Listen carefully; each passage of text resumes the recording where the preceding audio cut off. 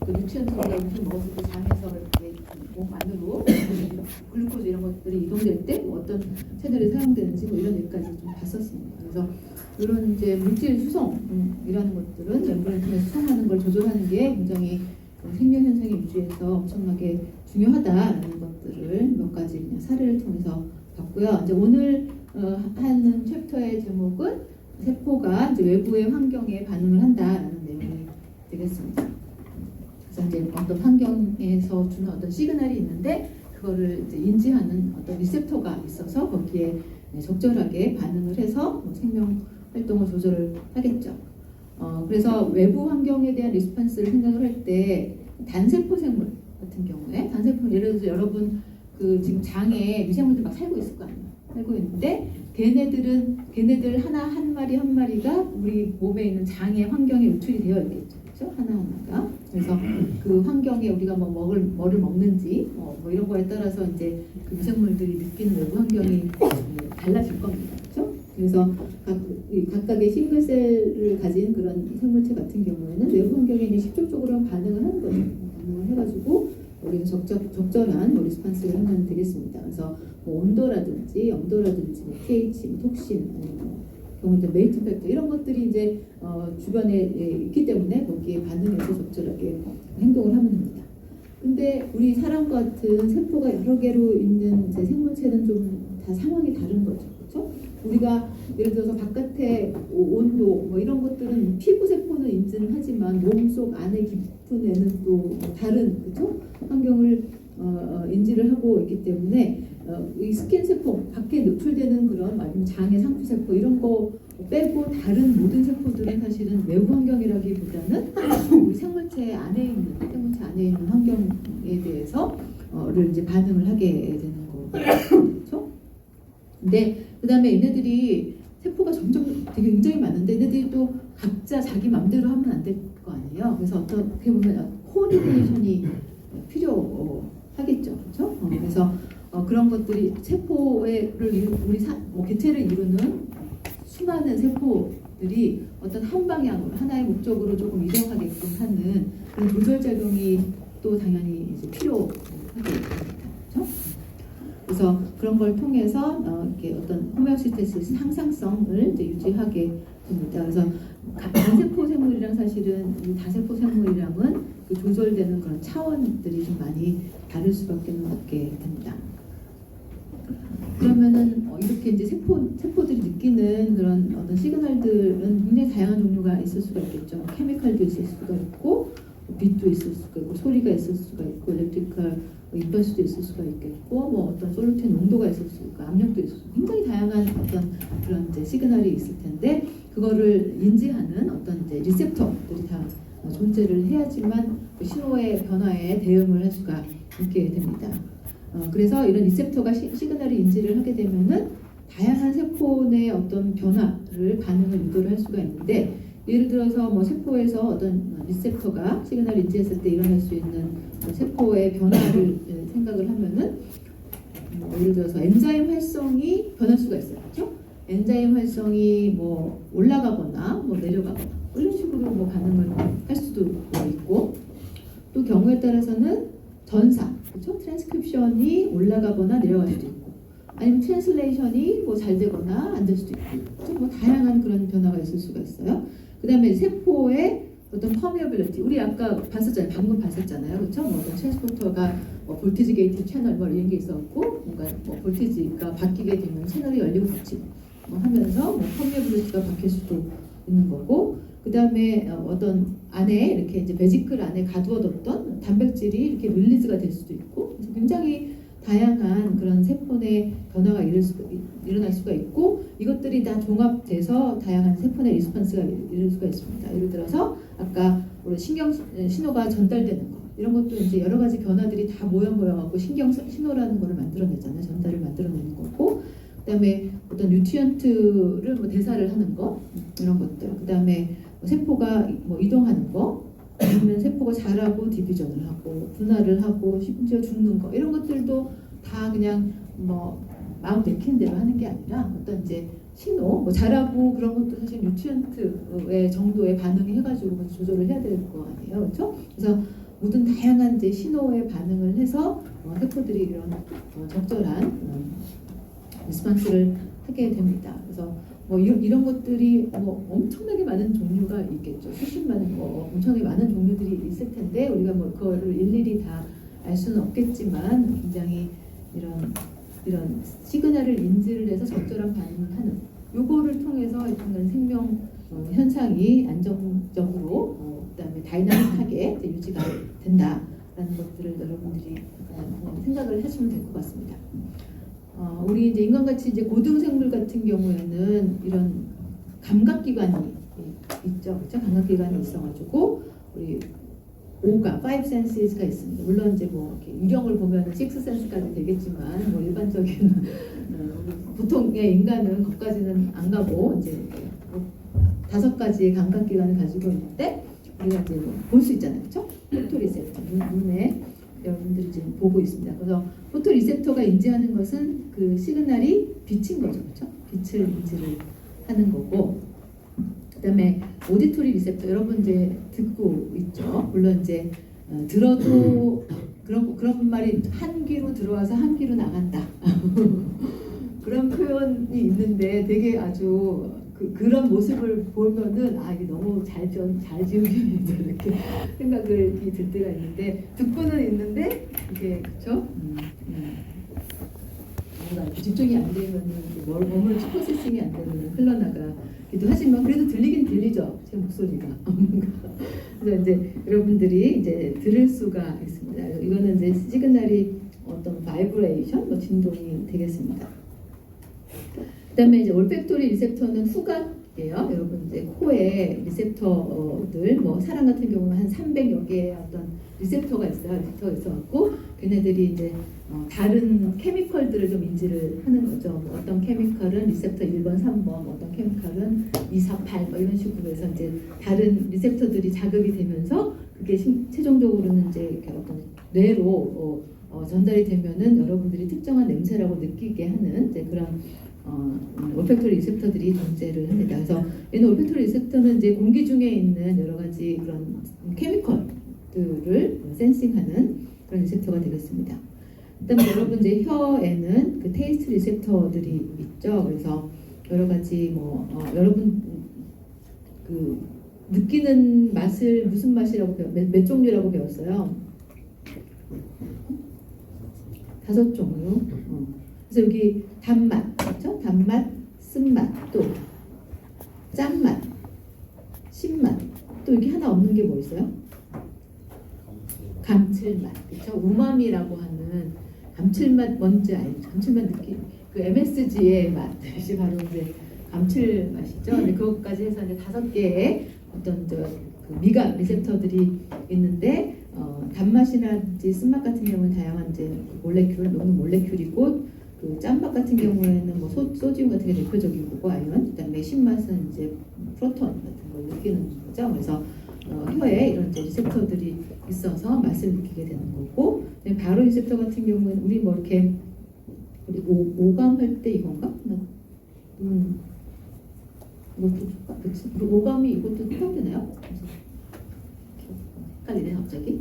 오감이 우리 보는 거가 오감이 이렇게 느끼는 것도 오감이라고 하나요? 그런가요? 갑자기 헷갈려서 그 바로 이런 이제 촉감, 그렇죠? 촉감이 느끼는 거죠. 그래서 이거는 이렇게 손가락 누르게 되면 요 셀이 이렇게 약간 디포메이션 했잖아요. 이렇게 눌려지잖아요. 이제 그런 것들을 느끼게 됩니다. 그래서 이제 자극은 그렇게 되는 거고 우리가 뭐를 느끼는지는 다 알고 있는데, 그러면은 만약에 이제 포토리셉터가 빛을 딱 받았을 때 그 셀, 그렇죠? 그 리셉터 셀에서 일어나는 일이 무엇인지 여기서 나와 있는데, 여기서 다 뭐 종류에 따라서 조금 다르긴 하지만 크게는 2가지로 나뉘죠. 어떻게 나눠요? 하나는 멤브레인 채널이 변한다. 그렇죠? 우리 앞에서 신경 전달할 때 그 채널이 열리고 닫히는 게 굉장히 중요한 신호 전달의 방법이었잖아요. 그러니까 요 리셉터 셀에서도 그 채널이 이제 변하면은 거기서 그 정기적인 신호가 발생을 할 수가 있는 거죠. 그래서 이제 이런 거가 있는 거고, 그래서 여기 뭐 포토 리셉터라든지 뭐 올팩토리 리셉터, 뭐 테이스트 리셉터 중에 이런 거, 바로 이런 거는 다 보면은 채널이 변해요. 물론 이제 다 동일한 건 아니지만 되면서 어떤 그 포텐셜의 이제 변화가 나타나는 게 신호의 시발점이 되는 거죠. 근데 예를 들어서 뭐 여기 보면은 오디토리 리셉터 같은 경우에는 이렇게 가지고 있던 뉴로 트랜스미터가 릴리즈가 되는 게 이제 신호가 되는 겁니다. 우리 저번에 이제 뭐 프로틴 시큐션 할 때 워낙에 단백질 시큐션 되는 단백질은 어디서 만들어져요? 처음에 ER로 가죠, ER로. 그렇죠? 하겠지만 ER에 먼저 들어가가지고 얘가 이제 베지클이 이렇게 퓨전되면서 여기 들어갔고 여기 있다가 뭐 다시 골지로 가서 골지로 들어가서 여기서 또 이제 버드를 주면은 이렇게 이제 되고 최종적으로 이렇게 플라즈마 멤브레인이 있으면은 여기에 이렇게 퓨전을 하게 되면 얘가 이제 밖으로 이렇게 나가는 거잖아요, 그렇죠? 이런 식으로 해서 계속 버딩 퓨전 이런 거를 이제 반복을 하면서 계속 이렇게 밖으로 최종적으로 시큐션이 될 수가 있는데 이런 셀에서 이제 뉴로 트랜스미터 정말 신경 전달 물질인 거죠. 걔네들은 우리 베지클에 이렇게 들어는 있는데 여기랑 퓨전을 하지는 않는 거예요. 대기 상태인 거죠. 딱 준비 신호를 기다리는 거죠. 이렇게 준비하고 있다가 제가 어떤 이제 센싱을 했다. 저 리셉터가 어떤 시그널 센싱했다. 그러면 그때서야 여기랑 이제 퓨전을 하는 거죠. 그럼 여기 밖에 나가는 거죠. 그래서 이제 신경 전달이 시작이 되는 그런 메커니즘이 되겠습니다. 이렇게 이제 어떤 저장되어 있던 뉴로트랜스미터를 릴리즈하는 게 뭐 올패토리 리셉터, 그다음에 뭐 테스 리셉터 중에 이런 뭐 짠맛, 뭐 신맛 이런 리셉터 이런 것들이 여기에 해당이 됩니다. 그렇죠? 그래서 이런 식으로 해서 어떤 이제 그 리셉터가 특정 시그널을 받게 되면은 그게 이제 어떤 정기적인 신호 아니면 뭐 뉴로트랜스미터를 릴리즈를 하면은 그 다음 신경세포의 신호가 전달이 되는 거죠. 그런 식으로 해서 신호를 시작을 하게 됩니다. 예를 들어서 지금 여러분 뭐 이거는 외울 필요는 없어요. 근데 그냥 이해를 돕기 위해서 보통은 그냥 대충 말로 하는 것보다 그냥 눈으로 보면 조금 더 이해가 되는 경우가 있잖아요. 그래서 조금 이해를 돕기 위해서 이렇게 한 건데 굳이 뭐 시그널 이런 트랜스미션 패스웨이를 여러분들이 외울 필요는 없습니다. 예를 들어서 이제 포토 리셉터 같은 경우에 여러분 이제 눈으로 이렇게 보고 있는데 시각 세포가 포토 리셉터가 뭐 라드셀하고 콘셀이 있다라는 거는 옛날에 배웠죠. 뭐 중고등학교 때 나왔을 것 같습니다. 그래서 이렇게 이제 긴 모양이 있고 약간 콘 모양이 있는 이런 셀들이 있는데 그 라드셀 같은 경우에는 이제 낮은 되게 좀 어두울 때 그렇죠? 그 빛을 센싱을 하고 콘셀 같은 경우에는 이제 강한 빛을 센싱해서 이제 컬러를 센싱한다. 뭐 이 정도는 여러분들이 중고등학교 때 좀 이렇게 어디선가 들어봤을 것 같은 그런 내용이 되겠습니다. 그래서 이런 이제 뭐 눈에 이렇게 망막에 이런 세포들이 리셉터가 있는데 얘네들이 이제 센싱을 하는 과정이 요 밑에 그림으로 나와 있습니다. 그래서 여기 이제 빛이 오게 되면은 여기 이제 옵신이라는 게 있는데 거기에 뭔가 이 빛을 센싱하는 그 레티날이 있는 거죠. 레티날이 이제 트랜스폼이 되면서 이 옵신의 이제 모양이 바뀌는 거죠. 그렇죠? 모양이 바뀌게 되면은 얘가 여기에 이제 요 프로틴, 요 G 프로틴이라는 게 있는데 얘가 이제 활성화가 되면서 여기 보면은 GTP가 하이돌리시스가 됐잖아요, 그렇죠?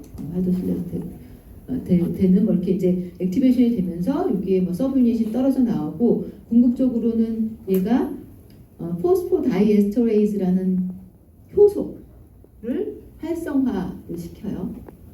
이제 듣기 싫어하는 표정이 보이긴 하지만 여기 이제 이런 엔자임 이름이에요. 효소 이름 포스포다이에스터레이즈. 그러면은 얘는 하는 일이 뭐냐면은 사이클릭 GMP. 여러분 GMP는 구조 알죠? GMP의 플레이 뭐였어요? 다시 한번 이름 붙이는 거. 응? 큰 소리로.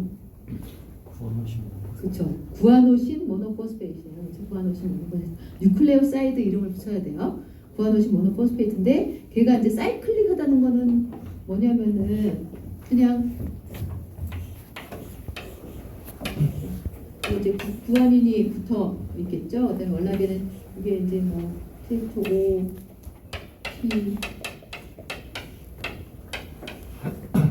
구아노신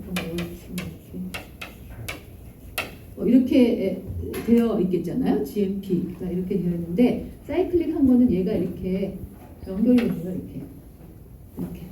이렇게 5'에 있는 포스페이트하고 3'에 있는 OH하고 연결이 돼요. 그러면 이게 이제 사이클릭 GMP거든요. 그래서 이런 사이클릭 뭐 GMP, 사이클릭 AMP 이런 것들이 세포 내에서 이제 신호 전달 물질로 많이 사용이 됩니다. 그래서 이런 물질이 만들어져 있는데 얘를 부수는 게 그 포스포 다이에스터레이즈의 기능인 거예요. 그래서 얘는 사이클릭 GMP를 부숴서 다시 GMP로 만들어요. 이걸 이제 끊어버리는 거, 다시 끊어버리는 엔자임인데, 요 포토리셉터에는 사이클릭 GMP 게이티드 소디움 채널이 존재해요. 그러니까 여기 오른쪽에 보시면은 소디움 채널이 있는데, 얘는 사이클릭 GMP가 존재할 때 어떻게 되는 거예요? 열려 있는 거예요, 그렇죠? 그러니까 얘는 이제 보통 우리가 이제 저번에 봤던 정상적인 뭐 신호 전달 그런 경로에 보면은 보통 때 소디움 채널은 닫혀 있잖아요. 닫혀 있고 신호가 오면은 열리잖아요, 그렇죠? 그 볼티지 게이티드 채널이기 때문에 신호가 오면은 열려요. 그래서 워낙에는 내가 처음 마이너스 레스팅 포텐셜이었는데 얘네들이 디폴라라이제이션 되면서 플러스로 바뀌잖아요. 그게 이제 일반적인 신호 전달의 패턴인데, 얘는 평소에 소디움 채널이 열려 있는 거예요. 그러면 얘는 레스팅 포텐셜이 마이너스겠어요, 플러스겠어요? 플러스예요. 얘는 평소에 플러스입니다. 평소에 플러스에 디폴라라이즈 된 상태로 존재를 하는 거죠. 그러다가 이제 빛이 와서 시그널이 전달이 되면은 이 포스포 다이에스터레이즈라는 게 사이클릭 GMP를 분해를 하죠. 그렇죠? 그럼 어떤 일이 일어나겠어요? 이 사이클릭 GMP 게이티드 소디움 채널이 닫히겠죠. 사이클릭 GMP가 없으니까. 그렇죠? 그럼 닫히면 어떤 일이 발생하겠어요? 얘가 이제 폴라라이제이션이 되는 거예요. 그렇죠? 그래서 얘네들은 우리 보통 뭐 이렇게 마이너스에 있다 플러스 쪽으로 하면서 신호가 전달되는데 반대로 이렇게 신호가 전달이 되게 됩니다. 어쨌거나 뭐 이런 디테일은 중요하지 않고, 그래서 여기서 다시 앞으로 돌아가 보면은 포토리셉터가 체인 시즌 멤브레인 채널이라고 되어 있잖아요. 그렇죠? 이제 빛이 오면은 어떻게 이러한 경로를 통해서 소디움 채널, 그렇죠? 소디움 채널이 닫히는 그런 현상이 일어나는 게 어떻게 보면 이제 신호의 시발점이 되는 거죠. 그러면은 그 다음에 이제 그 시각 세포랑 연결된 또 뉴런들이 있을 거 아니에요. 거기에 이제 계속 신호를 전달이 되면서 그 다음에 이제 시각 어떤 신호가 뇌까지 전달이 돼서 우리가 뭐 어떤 빛을 형상을 보게 됩니다. 뭐 디테일은 여러분 알 필요는 없지만 뭐 이런 과정이다라는 걸 하나의 예로 여기서 이제 보여줬습니다. 그 다음에 그런 일련의 과정, 약간 빛이 들어와가지고 계속 뭐 이렇게 활성이 변하고 해서 뭐 채널이 열리고 닫히고 뭐 이런 일련의 과정들이 있잖아요. 이런 과정들을 우리가 흔히 시그널 트랜스덕션 패스웨이, 신호 전달 경로 이렇게 이제 이름을 부르고 있습니다. 그러면 이 신호 뭐 다양한 신호들이 있을 텐데 그 신호를 뭔가 인지하는 그런 리셉터라는 게 필요하겠죠. 그렇죠? 리셉터가 필요하는데 어떤 신호 같은 경우에는 뭐 멤브레인을 통과하지 못하는 신호다. 그래서 뭐 어떤 케미칼 시그널인데 멤브레인을 통과할 수 없을 성질을 가진다. 아니면 뭐 시그널이 뭐 단백질이다. 뭐 이럴 경우에는 멤브레인을 통과를 못하잖아요. 그러면은 그 시그널을 인지하려면 리셉터가 어디 있어야 되겠어요? 멤브레인에 있어야 되겠죠. 멤브레인 박혀 있어서 뭔가 외부에 어떤 리셉터가 노출이 되어 있어야 될 겁니다. 그렇지? 그래서 이 멤브레인 리셉터 같은 경우에는 멤브레인을 통과할 수 없는, 그렇죠? 그런 시그널 몰레큘을 결합하는 그런 리셉터가 되겠습니다. 근데 어떤 물질 같은 경우에는 이제 세포 안을 막 들어올 수 있어요. 그러면 리셉터가 세포 안에 있어도 되겠죠. 그렇죠? 그래서 인트라셀러 리셉터들도 많이 존재하는데 이거는 이제 멤브레인을 통과할 수 있는 뭐 케미칼의 경우에는 굉장히 뭐 작은 케미칼 아니면 우리 뭐 하이드로포빅한 거, 우리 지난 시간에 배웠던 그런 물질들 같은 경우에는 통과를 할 수가 있잖아요. 그렇죠? 걔네들은 세포 안에 그런 리셉터가 존재해도 시그널이 전달이 되겠죠. 그렇죠? 그래서 이런 뭐 이렇게 멤브레인에 있는 것도 있고 안에 있는 것도 있는데, 예를 들어서 아까 이제 뭐 그로스펙터 같은 뭐 단백질이 붙어가지고 이 리셉터에 붙어서, 그 다음에 여기 이제 뭐 리셉터에도 뭐 단백질이 붙는데 있는데 떨어지기도 하고, 아니면 리셉터가 또 뭐 엔자임 활성을 띠기도 해요. 뭐 대표적으로 저번에 그 포스폴레이션 뭐 이런 거 얘기했었잖아요. 그렇죠? 인산화되는 거. 그래서 인산화되는 암노산 세 종류 얘기했었죠. 뭐였어요? OH기를 가지고 있는 거, 세린, 타이로신, 뭐 프레오닌 뭐 이런 게 있는데, 이런 리셉터에 있는 리셉터들 중에 많은 분들도 타이로신 카이네이즈, 타이로신의 이제 인산화를 할 수 있는 그런 활성을 띠기도 해요. 그런 것들이 뭔가 턴온이 되고 시그널이 받으면은 걔네들이 활성화됐고 막 이런 식으로 해서 계속 신호가 이제 다른 단백질 이렇게 전달이 될 수가 있는 거죠. 그래서 여기서는 이제 최종적으로 신호가 전달이 되면은 요 단백질하고 요 단백질 결합을 해서 뭐 핵으로 이동을 해서 예를 들어서 뭐 전사를 조절한다든지 뭐 이런 여러 가지 일련의 반응들이 일어날 수가 있게 됩니다. 그래서 이런 과정을 우리가 이제 시그널 트랜스옵션이라고 얘기를 합니다. 그래서 어떤 캐스케이드 리액션을 이제 트리거링을 하게 됩니다. 그래서 각각의 뭐 다양한 시그널들이 있을 텐데 그 시그널이 있을 때 어떻게 반응하는지를 이제 뭐 다 일일이 찾아내는 그런 것들이 그 생명과학 연구하는 사람들이 굉장히 많이 하는 그런 연구 분야 중에 하나가 되겠습니다. 그래서 그런 시그널을 인지하는 그런 사례 중에 하나가 이제 박테리아, 우리 이콜라이에 존재하는 그 라고페론을 하나를 예를 들고 있어요. 우리가 라고페론은 안 배웠지 아직? 배웠나요? 아직 안 배웠죠? 라고페론. 라고페론은 락토즈가 뭐죠? 젖산? 젖당인데 그 락토즈는 뭐랑 뭐가 붙어 있는 거예요? 이탄단, 그죠? 갈락토즈랑 글루코즈가 붙어 있는 다이사카라이드가 되겠습니다. 근데 이콜라이가 글루코즈가 있고 락토즈가 있으면 뭐를 먹을 것 같아요? 뭘 선호할 것 같아요? 글루코즈를 당연히 선호하겠죠. 왜냐하면 락토즈를 먹으려면 일단은 부숴야 되고 뭐 갈락토즈는 글루코즈보다는 우리 배우지도 않았잖아요. 갈락토즈 뭔가 한 단계가 더 있고 막 이러니까 이제 글루코즈가 제일 선호하는 당이에요. 그렇죠? 여러분들도 이렇게 좀 달달한 거 더 좋아하잖아요. 아주 1차적으로. 그래서 빨리 그 에너지원을 이용할 수 있는 분해되는 그런 걸 이제 선호하는 쪽으로 진화가 되어 있습니다. 그래서 얘네들은 일단은 글루코즈가 있으면 글루코즈를 먼저 먹어요. 근데 이제 먹을 게 없으면 어떻게 해요? 딴 거라도 먹어야 되는 거죠. 그래서 만약에 글루코즈도 없는데 이제 락토즈는 있다. 그럼 이제 락토즈를 먹어야 되니까 그때서야 락토즈를 이용할 수 있는 유전자를 발현을 합니다. 굉장히 경제적인 거죠. 만약에 뭐 락토즈도 없는데 락토즈 이용한 유전자를 굳이 발현하고 있으면은 되게 에너지 낭비잖아요. 그때는 발현하지 않고 있다가 글루코즈도 없고 락토즈만 있다라고 할 때만 이제 락토즈 유전자를 발현합니다. 근데 이 락토즈를 이용하려고 하면은 필요한 뭐 여러분 생각할 때 필요한 프로세스가 뭐가 있겠어요? 이제 여러분들이 이제 이콜라이예요. 여러분들이 이콜라이라고 생각을 하고 이제 여러분들이 이콜라이라고 생각을 하고 그다음에 여기 락토즈들이 있는데 그렇죠? 락토즈가 있는데 얘를 이제 먹고 싶어요. 다른 게 먹을 게 하나도 없어가지고. 그러면 일단 얘를 먹으려면 어떻게 해야 돼요? 먹어서 여기서 대사를 하려면 처음에 제일 필요한 게 뭐예요? 이게 락토즈인데 얘를 안에서 쓰려면 어떻게 해야 돼요? 처음에 분해하기 전에 들어와야지 당연히. 그렇죠? 그래서 이제 트랜스포터를 통해서 얘를 이제 들여보내야 될 거 아니에요? 그렇죠? 일단은 업테이크를 해야 돼요. 업테이크.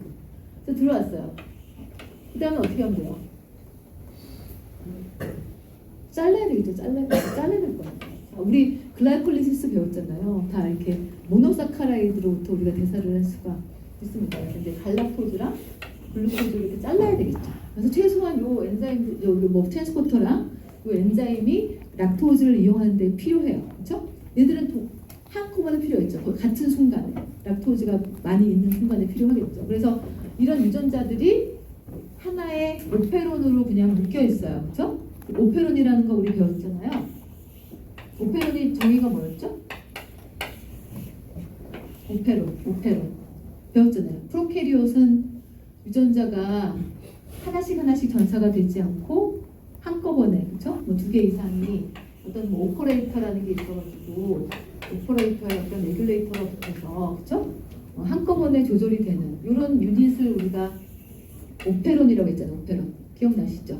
그래서 얘는 mRNA가 하나 만들어지지가 않고 그냥 한꺼번에 다 mRNA가 통째로 만들어지고 트랜슬레이션은 이제 각자 되는 거죠. 트랜슬레이션 각자 돼가지고 단백질이 이렇게 따로따로 이렇게 만들어지는 이런 구조를 우리가 오페론 구조라고 했잖아요. 근데 이제 락오페론이 대표적인 이런 오페론 구조를 가진 유전자 중에 하나거든요. 그래서 얘들이 지금 필요한 뭐 구성 요소가 있잖아요. 그래서 이게 이제 분해하는 엔자임을 뭐 물론 베타 갈락토시즈라고 하는데 그거를 이게 락지라는 이제 유전자, 이게 유전자 이름이요. 유전자 이름이 이렇게 단백질 만들어지는 게 베타 갈락토시데이즈. 그리고 여기 좀 자르는 엔자임이에요. 자르는 엔자임인데 여기 만들어지는 거고 여기는 뭐 락 Y 이렇게 해가지고 얘는 이제 트랜스포터를 만들고 여기 뭐락 A라고 있는데 얘는 몰라요. 왜 있는지 모르겠는데 하여튼 뭔가 이유는 있는데 아직 과학자들이 못 밝혔고 뭐 이런 것들이 있어요. 그래서 최소한 이런 유전자들이 이제 한꺼번에 이렇게 만들어지는 거죠. 굉장히 이제 뭐 효율적인 거예요. 그러면은 이제 그냥 상식적으로 언제 얘를 키는 게 좋겠어요? 락토즈가 있을 때 키는 게 좋겠죠. 그래서 이제 그거를 조절하는 게 여기 붙어 있는 그죠? 여기 붙어 있는 요 리프레서가 되겠습니다. 그래서 요 리프레서의 이름이 락아이예요. 락아이 그렇죠? 그래서 락아이라는 여기 이제 이 이름이 락아이라는 리프레서가 여기에 딱 붙어 있습니다. 근데 리프레서니까 얘는 붙으면 어떻게 돼요? 붙으면은 여기에 이제 RNA 폴리머레이즈가 붙어야 되는데 RNA 폴리머레이즈가 이제 붙어서 이렇게 전사를 하는 걸 막는 거죠. 막기 때문에 얘는 리프레션을 하고 있습니다. 그래서 얘는 그러면 언제 리프레션을 할 것 같아요? 락토즈가 있을 때 아니면 없을 때? 없을 때 하는 게 당연한 거잖아요. 그래서 락토즈가 없으면 딱 붙어가지고 전사가 안 되게 하는 거예요. 근데 만약에 이제 락토즈가 있으면은 그때서야 이 유전자들의 발현이 필요한 거잖아요. 그러면은 이 락토즈가 이 락아이에 붙어요. 락아이에 붙으면은 이제 컨포메이션이 바뀌겠죠. 그렇죠? 이렇게 컨포메이션이 조금 바뀌면서 뭐 이게 락토즈가 붙었어요. 사실은 이제 락토즈는 아니고 조금 모양이 다른 뭐 알로락토즈라는 게 붙기는 하는데 일단 여러분 그냥 락토즈가 붙는다고 생각을 하면은 얘가 붙으면은 이 락아이의 모양이 바뀌는 거죠. 그러면은 더 이상 DNA 못 붙어요. 그럼 리프레션이 안 되죠. 그러면 이제 RNA 폴리머레이즈가 여기서 붙어갖고 전사를 일으키겠죠. 그렇죠? 그러면은 락토즈가 있을 때만 그렇죠? 이 유전자가 발현되는 그런 레귤레이션이 가능합니다. 그렇죠? 그러니까 어떻게 보면 이제 이콜라이가 락토즈를 센싱하는 거예요. 그렇죠? 락토즈라는 시그널을 센싱하는 거고 이 시그널을 센싱하는 리셉터는 이 경우에는 뭐겠어요? 요 리프레서잖아요. 락아이가 일종의 리셉터로 작용하는 거잖아요. 그렇죠? 그래서 이 락토즈라는 어떤 시그널을 이 락아이라는 레귤레이터죠. 리프레서가 센싱을 해서 그때 뭐 락토즈가 있는지 없는지 이거에 따라서 필요한 양만 전사를 유도를 하게 됩니다. 그렇죠? 네. 그런데 저 레귤레이터가 DNA에 외부에 있는 락토즈를 어떻게 섹션하는지 락토즈가 뭐 어차피 얘가 외부에 있는 건 당연히 못하고 안에 들어온 걸 하겠죠. 그러니까 지금 얘가 뭐 락토즈가 없을 때는 이게 뭐 0이 아니라 약간의 뭐 트랜스포터가 있다고 생각을 하면은 걔네들은 락토즈가 많으면 안에 좀 더 들어올 거 아니에요. 그렇죠? 그래서 들어오면은 그때 얘네들이 사실은 그냥 락토즈가 아니라 약간 반드가 조금 변하는데 알로락토즈라는 게 형성이 되는데 걔가 여기에 이제 결합을 하게 됩니다. 그러니까 밖에 있는 건 당연히 못하고 안에 들어오는 걸 하고 그다음에 얘가 결합해서 다시 하면 이제 이게 더 많아지겠죠. 많아지면 이제 더 많이 업테이크를 해서 이제 더 많이 이용을 할 수가 있게 됩니다. 어떻게 보면은 완전히 뭐 0, 100 이런 게 아니라 약간 리키하게 좀 이렇게 이런 것들이 뭐 들어올 수 있는 그런 상황이라고 이해를 하시면 될 것 같습니다. 그렇죠?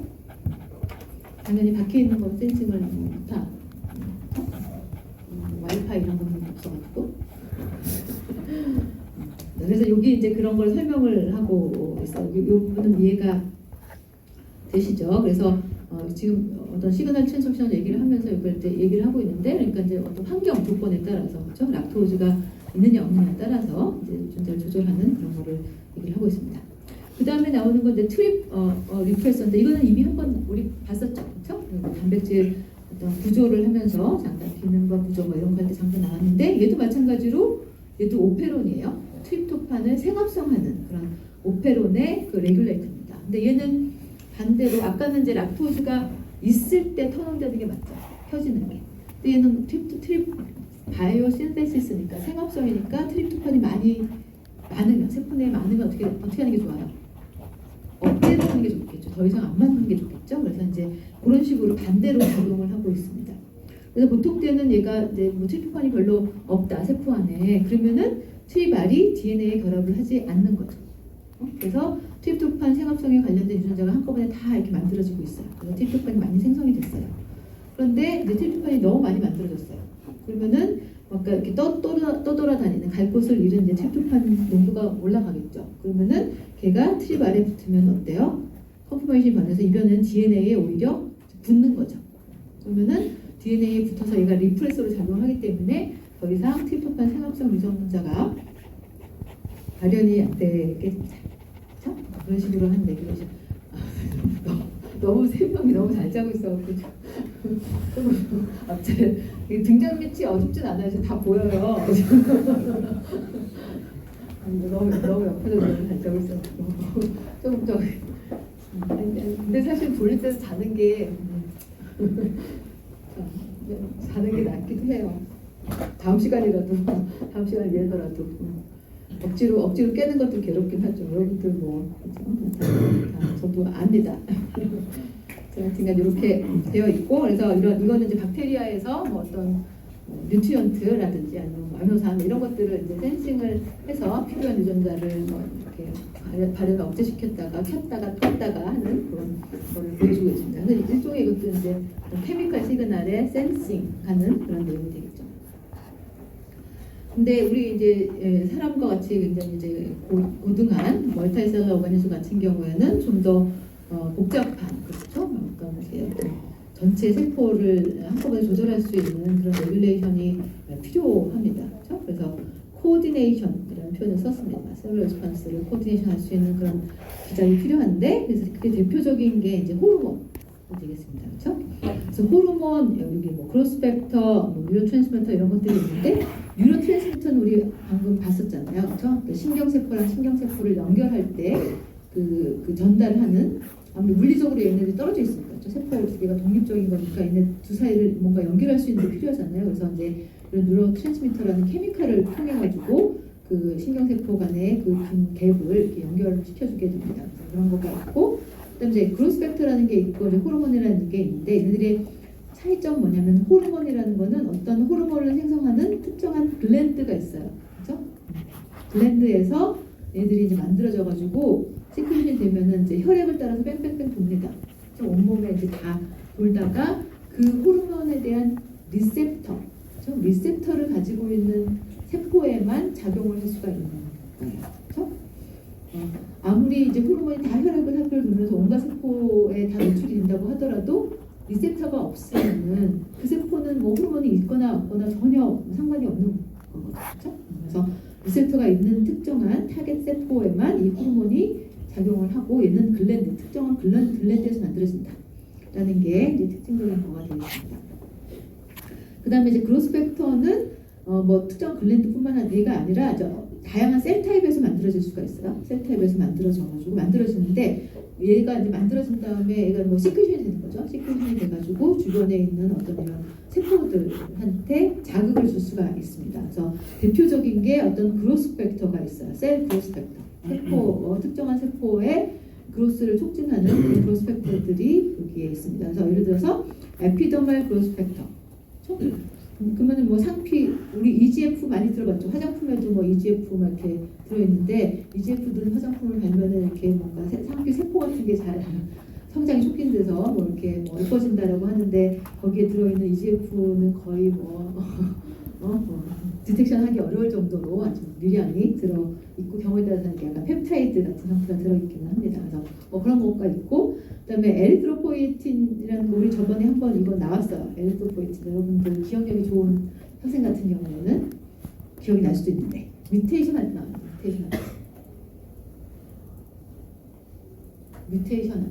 기억나요? 뮤테이션 이제 할 때 뭐 털이 있는 애 이렇게 그렇죠? 털 갈색 털 리트리버 뭐 강아지 뭐 갈색 털 뭐 이거 걔네들은 별로 이렇게 생존에 지장을 없는 뮤테이션 이런 거 있었고 그다음에 뭐 생존에 지장이 있는 거가 뭐가 있었어요? 뭐 시클셀 아니미아 같은 그렇죠? 그런 게 있었고 그다음에 약간 좀 그래 도움이 될 수 있는 뮤테이션 하면서 EPO가 등장했었는데 기억나요? 기억 안 나요?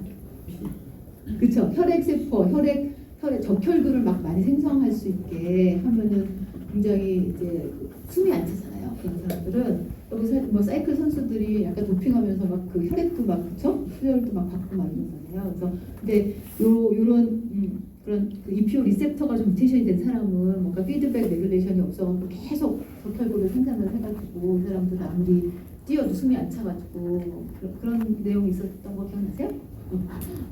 그때 EPO라는 게 등장을 했습니다. 그래서 에리트로포이에틴은 그런 적혈구 세포를 성장을 도울 수 있는 그로스팩터. 그렇죠? 이게 있고 널프로스펙터는 뭐 딱 신경세포 그로스를 도울 수 있는 그로스펙터인데 뭐 이런 것들도 뭐 여러 세포에 그렇죠? 이렇게 작용을 할 수 있는 어떤 신호전달 물질 중에 하나가 되는 거가 되겠습니다. 그렇죠? 그래서 이런 종류의 신호전달 물질이 있어갖고 주변에 있는 세포 아니면 굉장히 멀리 떨어져 있는 세포들하고도 혈액을 통해서 신호를 전달을 해서 필요한 그때 필요한 그런 이제 대사가 조절되게 하는 기작을 가지고 있습니다. 그래서 여기는 이제 여러 가지 호르몬이 만들어지는 그런 기관들이 나와 있는데 이것도 당연히 뭐 외울 필요도 없지만 그래도 대충 뭐 어디에서 뭐 호르몬이 만들어지는구나라는 것 정도는 여러분들이 좀 보면 좋을 것 같습니다. 그래서 뇌에 뭐 하이포탈라머스도 있고 피튜이터리 글랜드도 있고 뇌하수체 뭐 엔터리어 포스테리어하고 뇌하수체 뭐 전엽, 뇌하수체 후엽 이런 거 들어봤죠, 그렇죠? 이런 거가 있고 또 갑상선에서는 갑상선 호르몬 많이 들어보셨죠, 갑상선.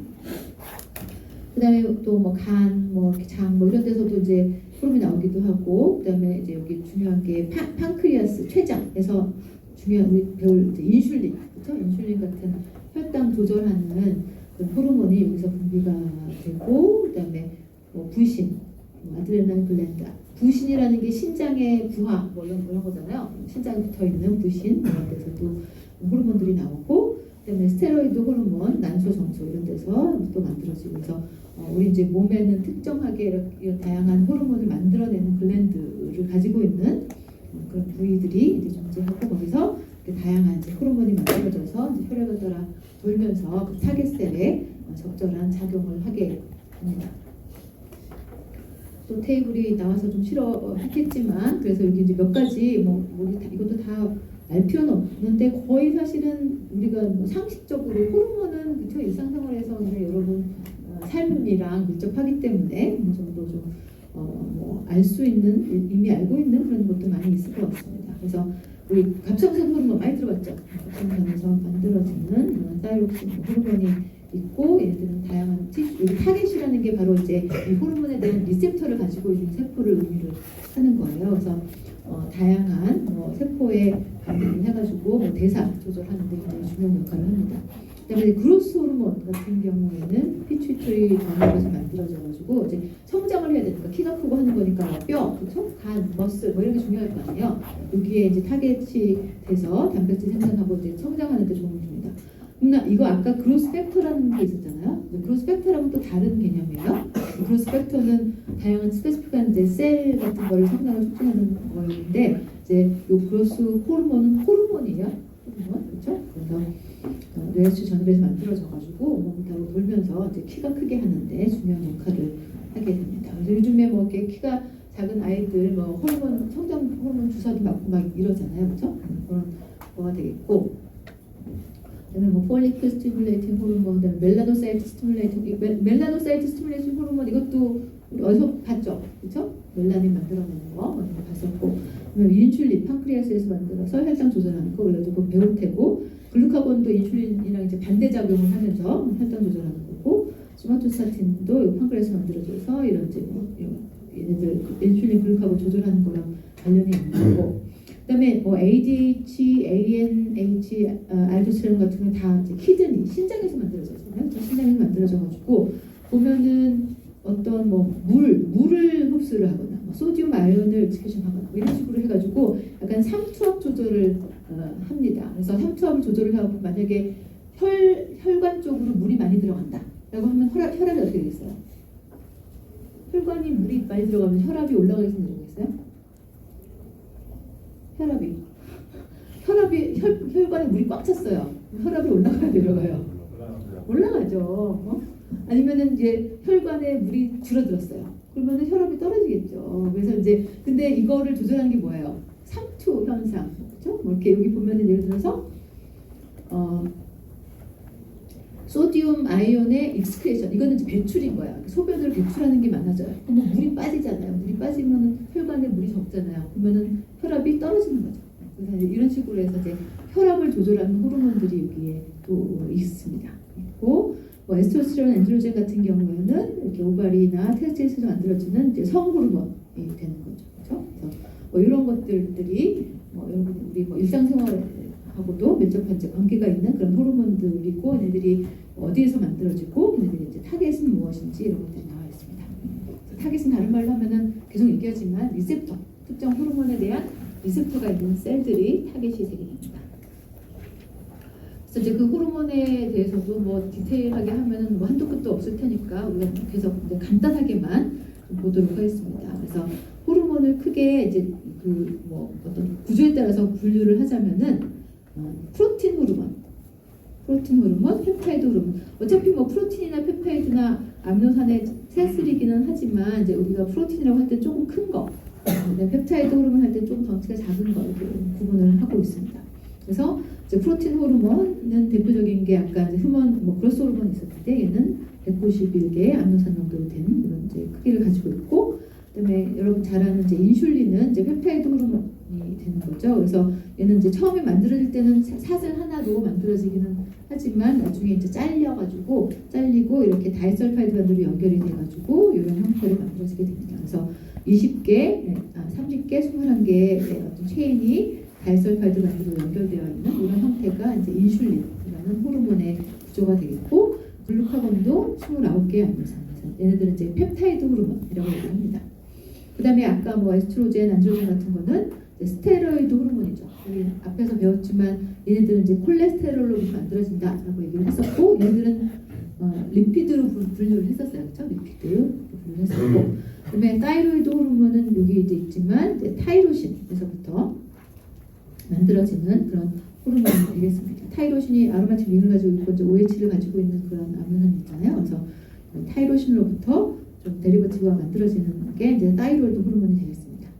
그럼 이제 이런 게 크게 이렇게 나눌 수가 있는데, 그럼 얘네들의 리셉터는 어디에 존재해야 되는지 그건 어떻게 알면 돼요? 얘들이 멤브레인을 통과할 수 있을지 없을지에 따라서 구분이 되겠죠, 그렇죠? 그러면은 그로스 팩터는 멤브레인 통과하겠어요, 안 하겠어요? 멤브레인 통과 못하죠. 그러면 얘 리셉터는 어디 있어야 돼요? 플라즈마 멤브레인에 있어야 되겠죠, 그렇죠? 인슐린은 통과하겠어요? 못하겠어요? 못하죠. 얘도. 근데 당연히 얘도 플라즈마 멤브레인 바깥에 이렇게 리셉터가 있어야 돼요. 그렇죠? 근데 에스트로겐은 우리가 잘 알다시피 얘는 리피드예요. 그렇죠? 그래서 얘는 멤브레인을 통과할 수가 있어요. 그래서 에스트로겐 리셉터는 세포 안에 있어요. 호르몬이 그냥 안으로 들어오는 거죠. 그러면 안에 있는 리셉터가 결합을 해서 인지를 하게 됩니다. 타이로이드 호르몬도 들어갈 수가 있어갖고 얘도 인트라셀룰러 리셉터를 가지고 있습니다. 그렇죠?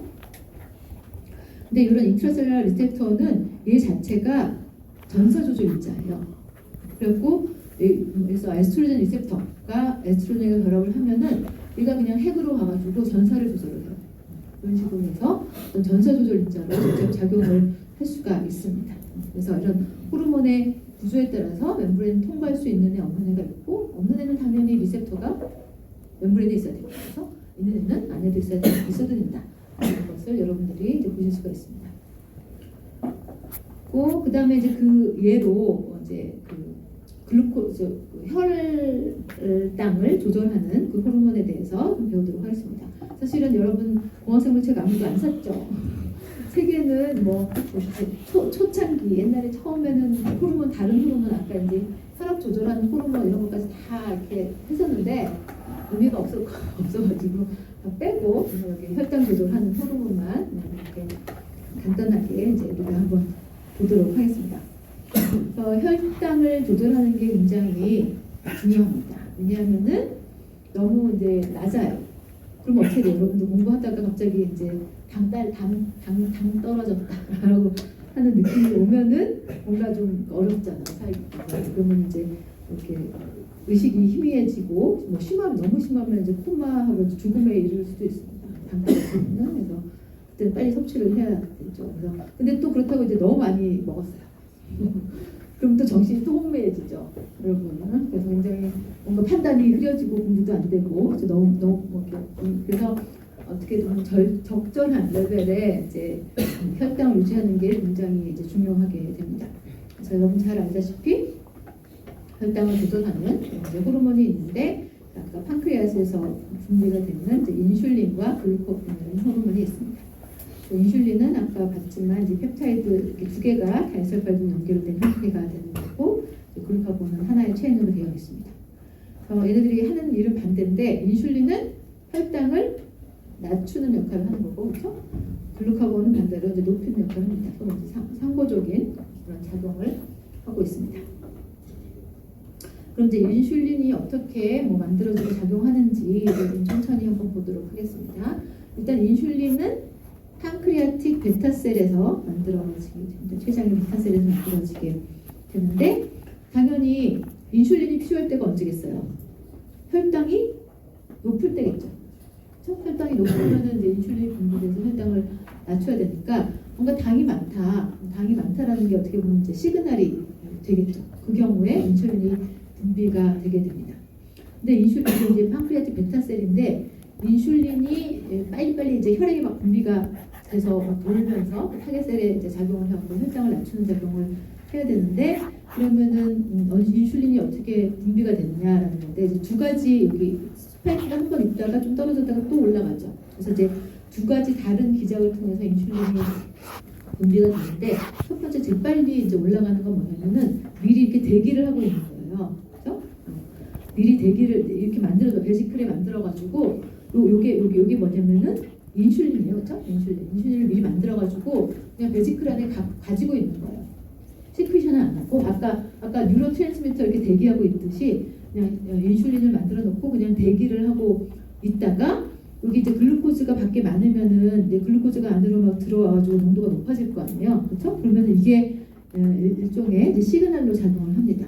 그래서 글루코즈가 농도가 높아지면 이걸 또 이제 뭐 센싱하는 메커니즘이 있는데 그거는 설명을 안 하고 얘를 이제 글루코즈 농도가 높아지면은 이 베지클이 이 멤브레인에 이제 퓨전을 하는 거야. 그럼 미리 이제 다 준비가 되어 있는 거잖아요. 만들어진 거니까 만들어진 거 그냥 릴리즈만 하면 되니까 금방 릴리즈가 되겠죠. 그래서 이렇게 이제 금방 만들어져서 혈액에 이제 분비가 되면서 재빨리 혈당을 낮추는데 기여를 하게 됩니다. 그 다음에 또 좀 떨어졌다가 또 다음에 또 올라가죠. 두 번째 올라가는 거는 인슐린을 만드는 유전자가 있을 거 아니에요. 인슐린 유전자의 전사가 액티베이션이 됩니다. 그렇죠?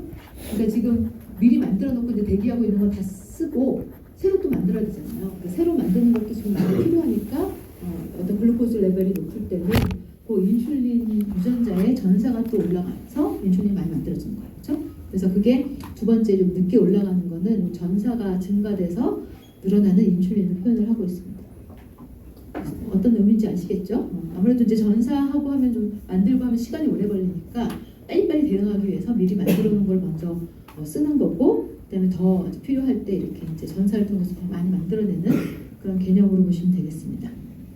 아시겠죠? 이건 이제 판크리아틱 베타셀에서 인슐린을 만들어내는 작용을 보여주고 있는 거고 그러면 이제 인슐린이 이제 혈액을 따라 돌다가 이제 어떤 타겟셀에서 타겟셀이라고 하는 거는 여기 이제 세 종류가 있습니다. 그렇죠? 근육세포, 지방세포, 간세포. 요 세 개의 세포가 이제 인슐린 시그널을 받으면 리셉터를 통해서 신생을 하면은 혈액에 있는 글루코즈를 어떻게든 없애는 거 역할을 하는 거예요. 어떻게 하면 돼요? 빨리 이제 받아들여갖고 뭔가 다른 물질로 전환시키거나 하면은 혈액에 있는 프리 글루코즈가 없어질 거 아니에요, 그렇죠? 그런 식으로 작용을 하게 되는데 그래서 이제 셀 타입 스페시픽한 인슐린 리셉터에 이 인슐린이 바인딩을 하게 됩니다. 그래서 뭐 머슬셀, 근육세포랑 팻셀 같은 경우에는 얘네들은 그 글루코즈 트랜스포터가 있는데 아까 이제 인슐린이 대기를 하고 있듯이 이 세포에서는 글루코즈 트랜스포터가 이렇게 베지클에 일단은 이렇게 만들어진 다음에 대기를 하고 있는 거예요.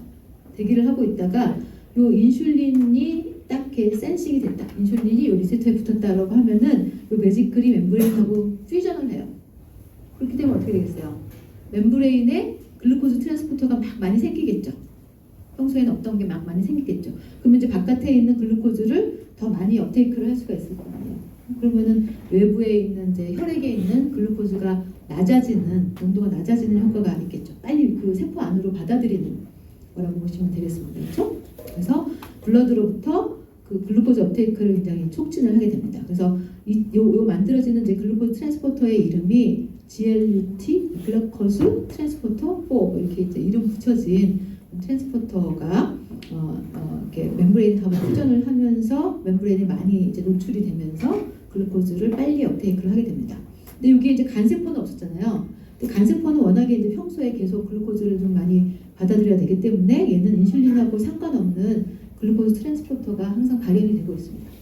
글루트1이라는 게 발현이 되고 있어서 이제 간세포는 그냥 항상 받아들이고 있는 거고, 머슬셀하고 이런 팻셀 같은 경우는 평소에는 이게 트랜스포터가 많지 않다가 인슐린 시그널을 받으면 재빨리 그렇죠? 트랜스포터를 많이 발현을 시켜가지고 업테이크를 하는 그런 메커니즘이라고 생각하시면 되겠습니다. 그럼 일단 이제 세포 안에 이제 글루코즈가 많이 들어왔을 거 아니에요. 그러면은 머슬과 리버셀에서는 이제 글루코즈를 글라이코겐으로 합성을 합니다. 우리 글라이코겐 아시죠? 글루코즈의 폴리머 이제 쭉 합성을 해가지고 이렇게 프리한 거를 좀 없애는 거죠. 그 다음에 또 간세포 같은 경우에는 이제 뭐 글라이코겐이 충분히 만들어졌다라고 하면은 또 패티시드도 만들어져요. 패티시드도 만들어지고 글루코즈를 또 글루코즈에서부터 직접 패티시드는 되는 않겠지만 이제 글루코즈가 우리 거기까지는 안 배웠지만 분해돼서 뭐 아세틸코에까지 가면은 아세틸코에로부터 패티시드가 만들어질 수가 있거든요. 이제 그런 식으로 패티시드로 많이 만들 수가 있습니다.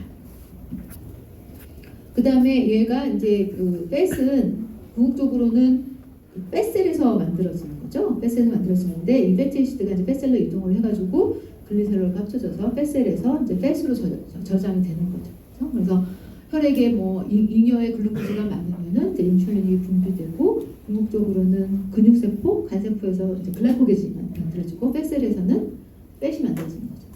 그런 식으로 저장을 하면은 글루코즈 레벨이 혈액에서 좀 떨어지겠죠.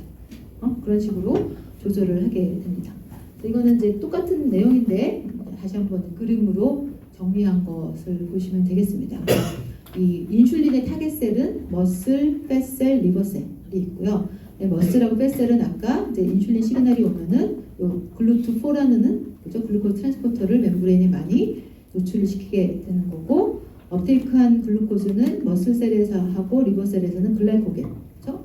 그다음에 리버셀에서는 또 추가로 패티시도 만들어지고, 그럼 얘가 팻셀로 가서 이제 팻으로 저장이 되는 이런 메커니즘을 가지고 있습니다. 얘가 보시죠? 그래서 이제 인슐린이라는 호르몬이 어떻게 이제 정말 객체 수준으로 정말 우리 몸 전체에서 그죠?